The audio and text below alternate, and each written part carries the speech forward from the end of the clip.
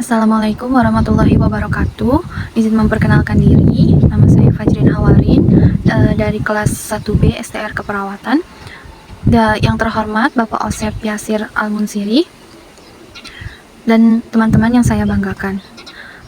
Di sini saya akan mempresentasikan tentang penerapan fisika dalam keperawatan, yaitu ada subsistemnya ada 4. Yang pertama ada bioakustik, biolistrik, biooptik, dan yang terakhir ada biofluida. Penerapan fisika dalam keperawatan terdapat 4 subsistem, yaitu yang pertama ada bioakustik. Bioakustik berasal dari kata bio dan akustika. Bio artinya hidup dan akustika artinya getaran dan bunyi. Bioakustik adalah perubahan mekanik terhadap zat gas, zat cair, dan zat padat yang sering menimbulkan gelombang bunyi, mempelajari tentang proses penerimaan pendengaran yang timbul oleh makhluk hidup. Berikut adalah penerapan bioakustik dalam kesehatan. Yang pertama ada auditory brainstem response atau disingkat dengan ABR, berfungsi sebagai screening dan dilakukan pada bayi baru lahir hingga 6 bulan. Dengan 2 kategori yakni PAS dan rever, hanya saja alat ini cuma mampu mendeteksi ambang suara hingga 40 dB. Yang kedua yaitu ada Brainstem Evoked Response Audiometry atau yang disingkat dengan BERA. Pemeriksaan ini dapat dilakukan di semua usia, fungsinya untuk mengetahui ambang respons dari seseorang. Yang ketiga ada tes Weber. Garputala digetarkan lalu diletakkan pada dahi. Pada penderita tuli getaran keras akan didengar di salah satu telinga, sedangkan pada telinga normal getaran akan terdengar keras di kedua telinga. Yang kedua adalah biolistrik. Biolistrik adalah daya listrik hidup yang terdiri dari pancaran elektron-elektron yang keluar dari setiap titik tubuh, titik energi, dan muncul akibat adanya rangsangan penginderaan. Mempelajari tentang potensial listrik pada organ tubuh, berikut adalah penerapan biolistrik dalam bidang kesehatan. Yang pertama ada elektrokardiogram atau yang disingkat dengan EKG, alat yang digunakan untuk merekam aktivitas jantung.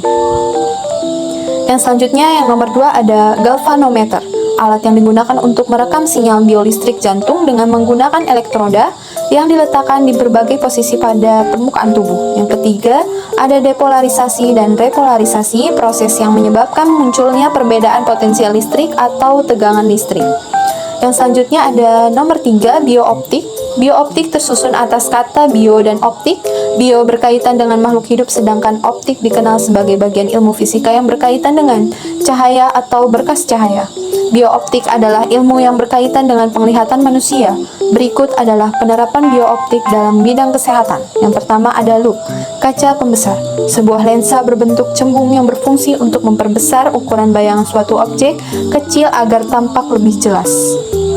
Yang kedua ada mikroskop. Alat optik ini memiliki cara kerja dan fungsi yang sama pada loop, yaitu untuk mengamati dan memperbesar objek yang berukuran kecil. Tetapi pada loop pembesaran bayangan objek terbatas. Berbeda dengan mikroskop yang dapat memperbesar ukuran objek menjadi 40 hingga 200.000 kali dari ukuran sebenarnya.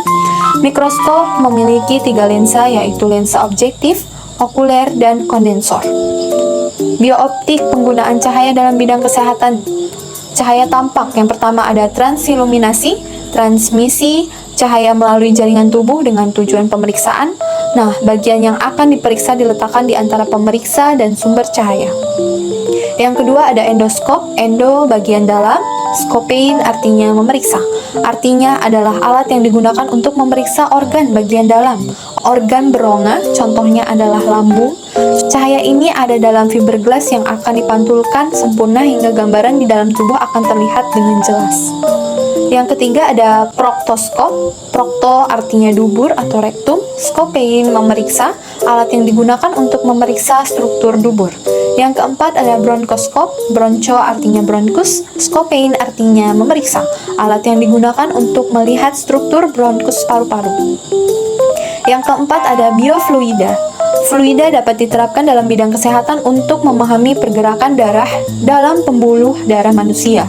Penerapan biofluida dalam tubuh manusia yaitu pemeriksaan tekanan darah dan respirasi pernapasan. Contoh penerapannya ialah menggunakan alat tensimeter untuk mengukur tekanan darah pada manusia. Sekian dari presentasi saya. Kurang lebihnya mohon maaf. Wassalamualaikum warahmatullahi wabarakatuh.